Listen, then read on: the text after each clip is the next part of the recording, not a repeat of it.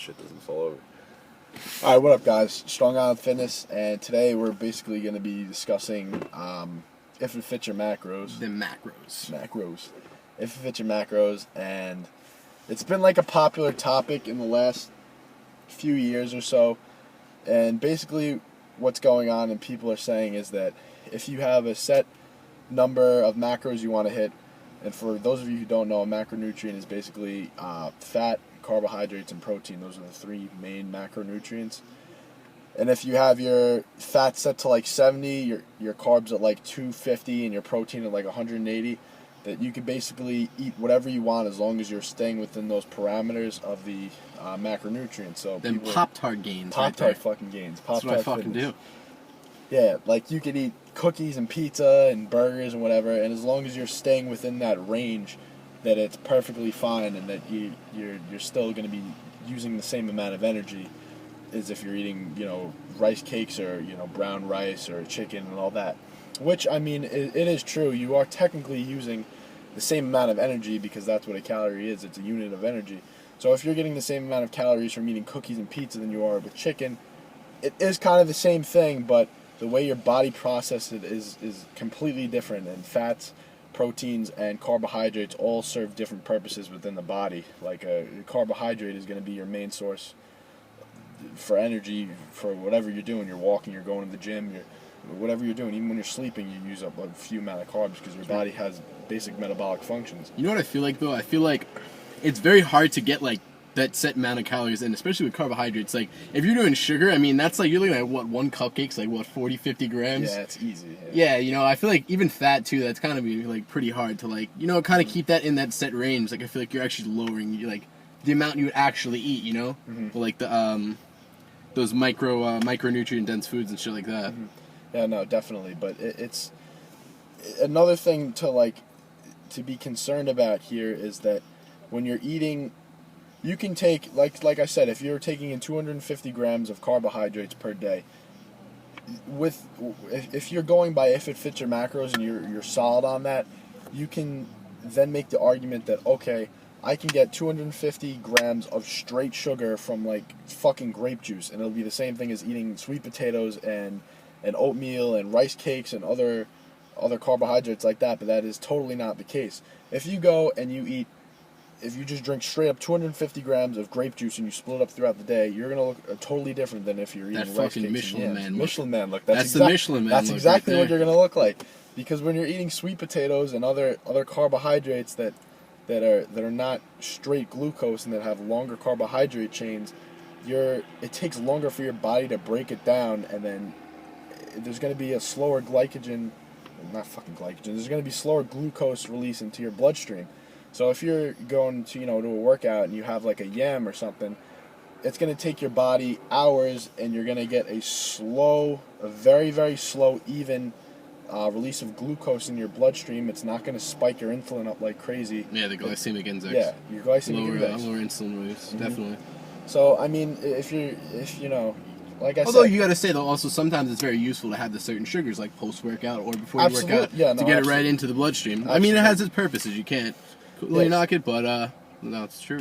No, definitely you can't knock it, but it serves different purposes. Like I said, before you go to a workout and you're going to be working out 2.5 hours, you definitely want something that slow releases throughout your body, and that you're getting a steady stream of glucose release into your bloodstream, and it's going to give you a slow, even amount of energy through your workout. It's going to fuel you through your workout, and you're not going to store it all as fat. I mean, I get the fact that, yeah, if you drink in 250 grams of grape juice, it's going to be the same amount of calories, and it's going to be the same amount of energy as if you're getting that from other better sources of carbohydrates.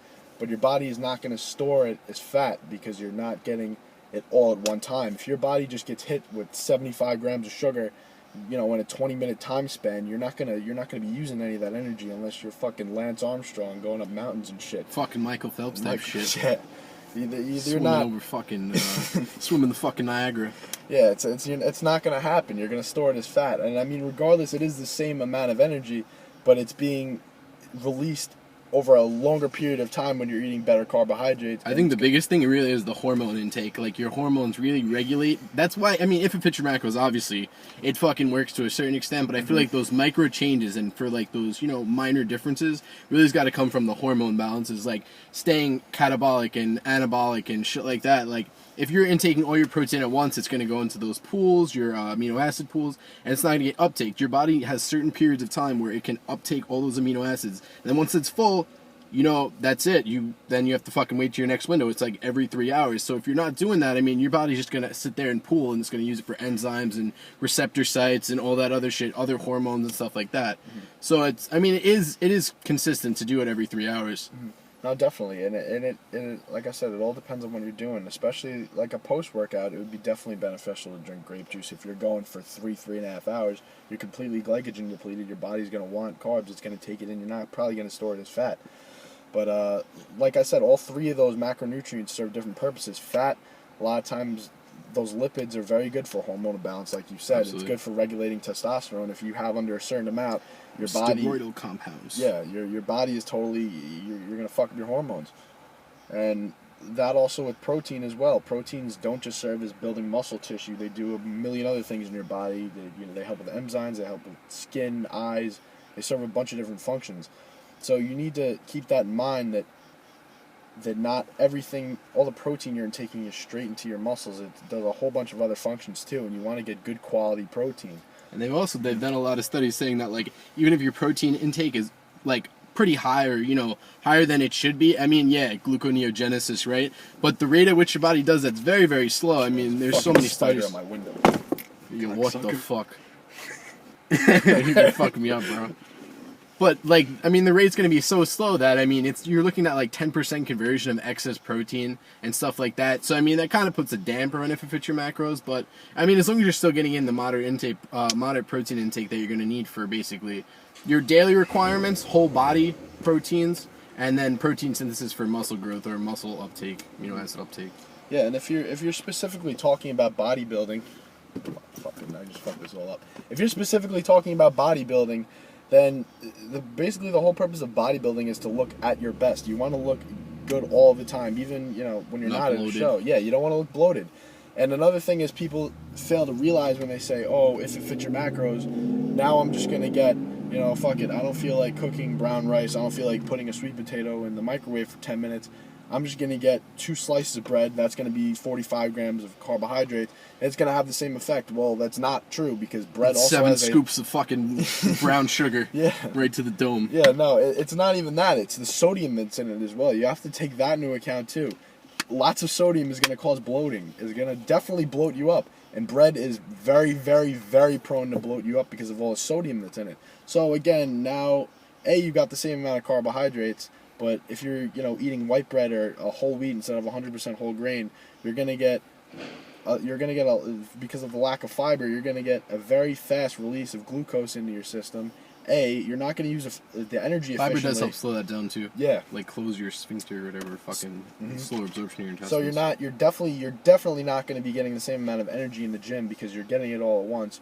Your workout's not going to be as good. Your workout's going to suffer. The muscle building is going to suffer because you don't have the energy to put out the reps that you normally do. And now you're bloated as shit, and now you look like the fucking Michelin Man. So it all definitely does.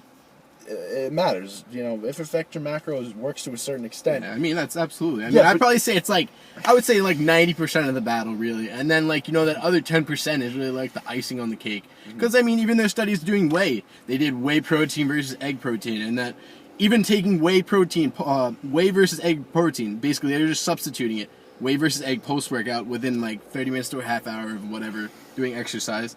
The whey, because of how it digests and its speed and its basically its insulin release that whey gives on its own, it actually helped enhance muscle growth. And I forget what the end of the study was, but it was near like a pound or 2 pounds of muscle just because of nutrient absorption, not anything else. And the egg versus just higher protein intake of food and stuff like that, there was no difference. So I mean, nutrient timing is absolutely important. Yeah, no, it is important. So I mean, you gotta definitely take that into account. I mean, you don't have to go really fucking crazy. Balls to the wall. You don't have to go balls to the wall with it. But like, if you're eating 7 or 8 meals a day, And 7 meals a day are all very good, clean carbohydrates you're eating. You're eating good fats, you're good lipids, and then you're getting a good sources of protein. Monosaturated fats.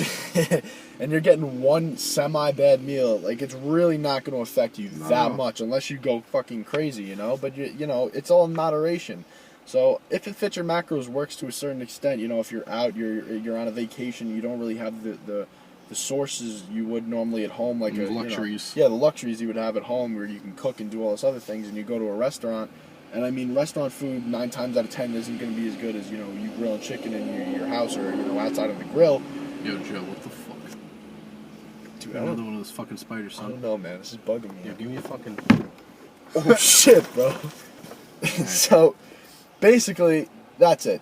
If It Fits Your Macros works to a certain extent, if you're going to go out, you know, you're on vacation and, you know, you're going to restaurants and stuff, it'll definitely help. If you're I mean, everybody falls off the wagon every once in a while, and you know what? You know, life gets in the way. Don't fret, you know, just, you know, as you said, I mean, exchange certain things for easier foods that you can accommodate and just throw in. So, you're not killing yourself all the time, because, I mean, bodybuilding lifestyle definitely gets hectic. Yeah, definitely. Fucking eating fucking dried chicken and fucking rice all day. Yeah. You want to kill yourself, yeah. So every once in a while, is you know, it's cool to do it, and like I said, specifically if you're on vacation or you're away from your home, you're going to have to do it. And it works to a certain extent, but you like with anything, you really can't go crazy with it. And basically on that note is, you know, as long as you're getting mostly good quality proteins, good fats, good carbs, and, you know, every once in a while you want to do If It Fits Your Macros, that's fine.